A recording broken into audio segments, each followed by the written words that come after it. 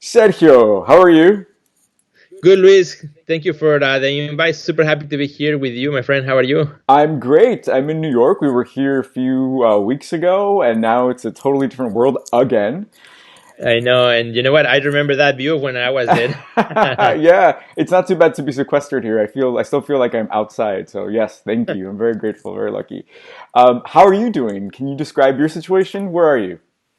So I am based here in the south side of Chicago area, and so for us, it's been pretty much since we came back from New York. We were with you for the Armory show, and that's when kind of like the whole thing started. We got so Chicago was like a few days behind New York, so we got here. And here, when we got here, there were still no restrictions or anything. But it just like that whole weekend, it was like 3 days of closings here, closing there. Everything is, kind of like what's going on. Yeah. So kind of like that initial shock now is over, and so now everybody is, doing their part at least for the most part. Staying at home and just trying to slow things down. Although I'd say because it's been so cold and rainy the last few days. Yesterday, it was sunny here in Chicago, so a lot of people were going Yeah. out, and even in the news they said, "Be careful," because now they were too close in the park and in the pathways, and that's like, well, no such thing as social distancing if everybody's gathering in the park. So yeah, it's kind of hard, and it messes with your mind, like you don't know what day it is, and you know, Absolutely. I mean, it's such a test too, right? Here in New York, it's been off yeah. and on really beautiful. It's like the other day it was Mm. 79 degrees. So it was Oh, like a test, like, oh, are you going to take care of yourself? Are you going to go out? Are you going to stay in? A lot of people went out. So it's been very yeah, difficult here too. But I've been yeah. really excited to see that not only are people kind of reaching in and reaching out, like I see you speaking with a bunch of artists from around the world and sharing their experiences. Can you tell me a little bit about what that's been like and what you've learned?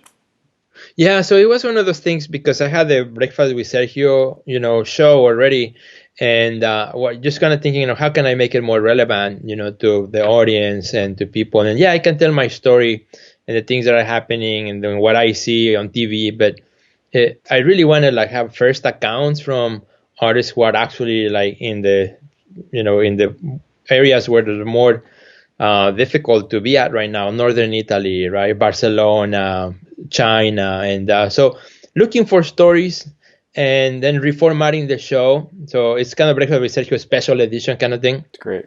where and slowly as I did one, then more stories started to show up, and artists tagging me and say, "Hey, Sergio, I this is what I've been doing," and trying to also figure out not only the stories, but also what are they doing to keep themselves busy, to keep themselves as productive, and in some cases, even what are they doing to financially support their career in this situation, which has been really great because it gives us kind of all of us a learning opportunity, including me, to like, oh, I never thought about that, or wow, this is a great idea.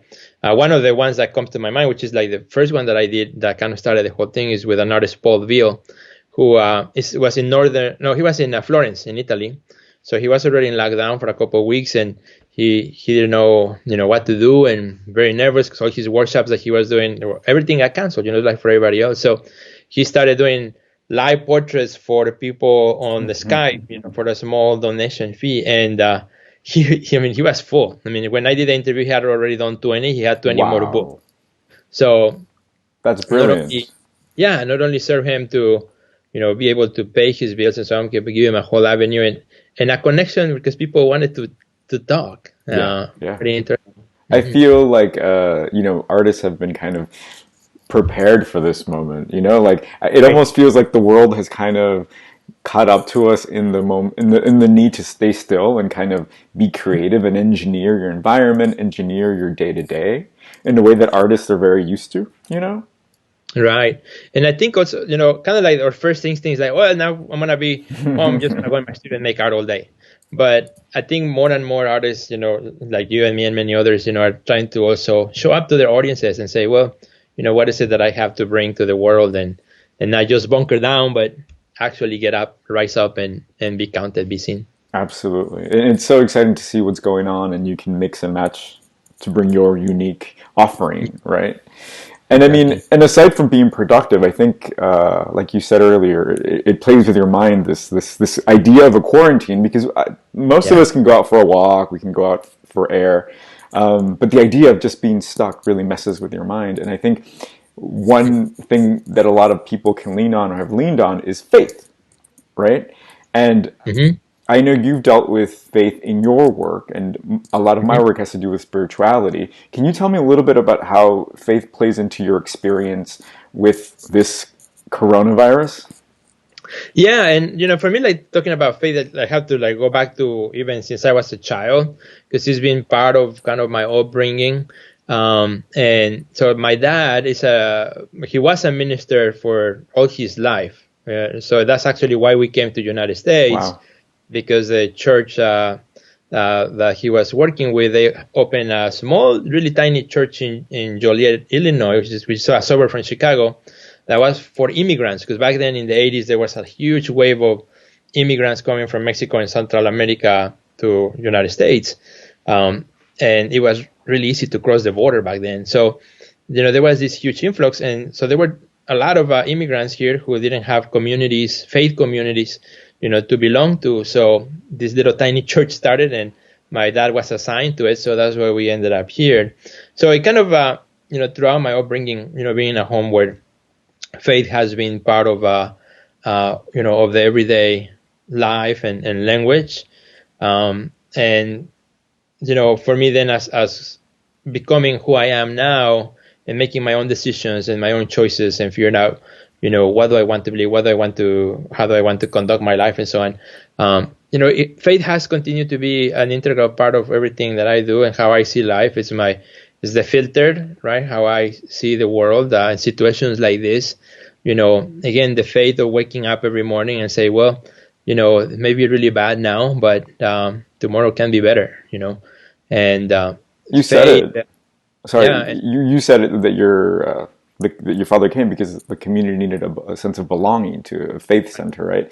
And I think right. that's the idea that can really get you through these moments. The sense that, oh, I belong to something Mhm. that even though I can't see it or feel it at the moment, I know that it's there. Not only source, but also just the people in your group, in your congregation, in your coven, and whatever's part Yeah, of you, you know?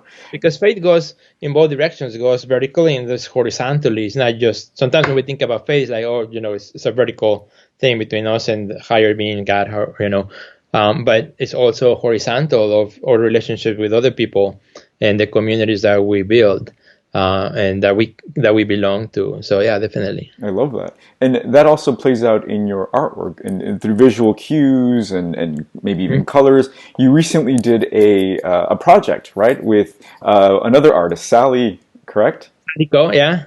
Can you tell us about that a little bit?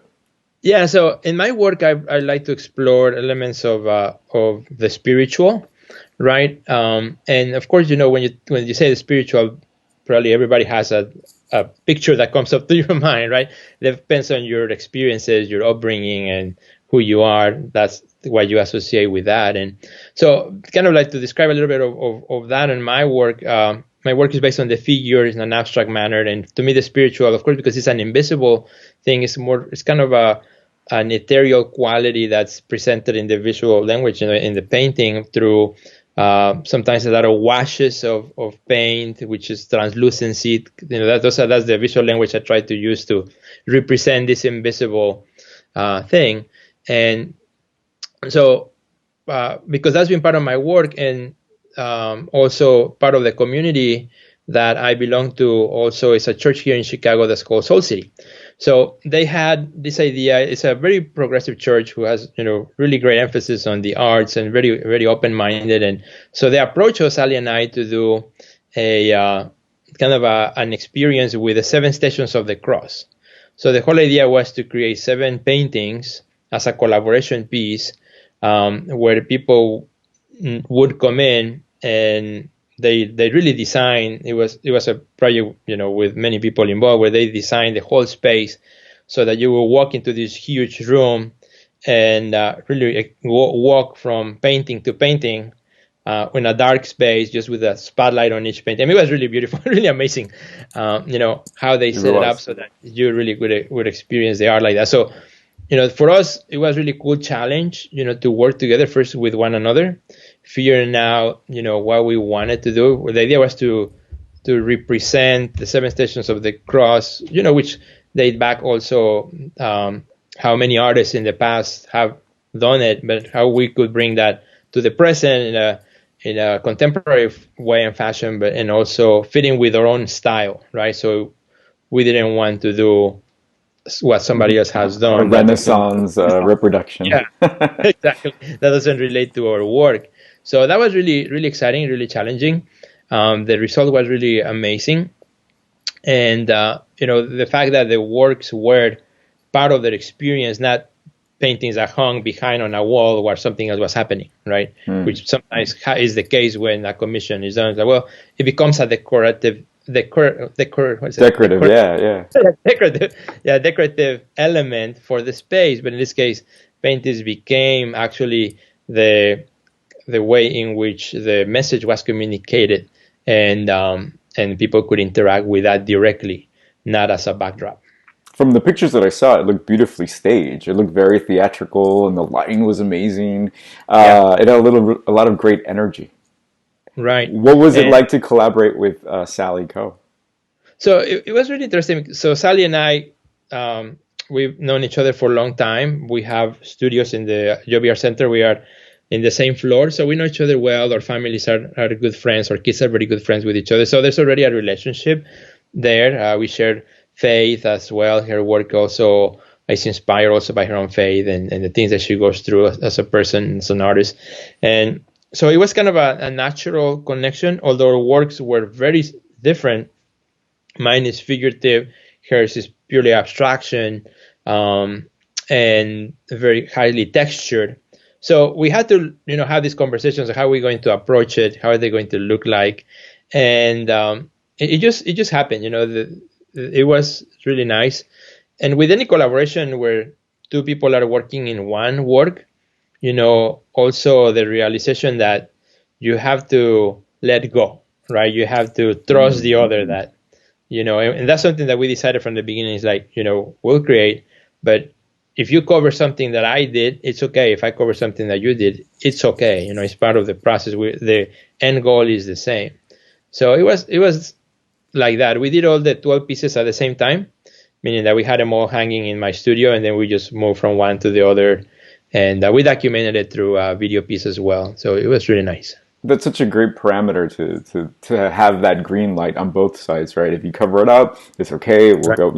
That's it's kind Right. of like tennis, right? You're playing Yeah. tennis together. It's very cool. And also something to point out too is the green light from Soul City, who said, this is your project. We trust you will define, because as you know, sometimes a commission could be a nightmare where you have to show every step to the client, and they may say, no, make that blue, make that green, and all of a sudden you end with something that you Right, right. had not anticipated. But having like green light also from the start, having the trust from Soul City, who commissioned the artwork, was such a really a delight being able to create this the way we did it, because we didn't have restrictions. I mean, we picked how big, medium, size.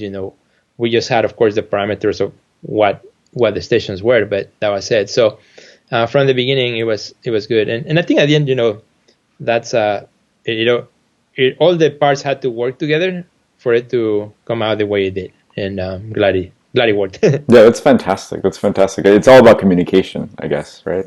Right, exactly. As we're talking about faith, one thing comes to mind when I was a kid. One thing my dad told me was, in public or in company, you never talk about politics, money, or faith.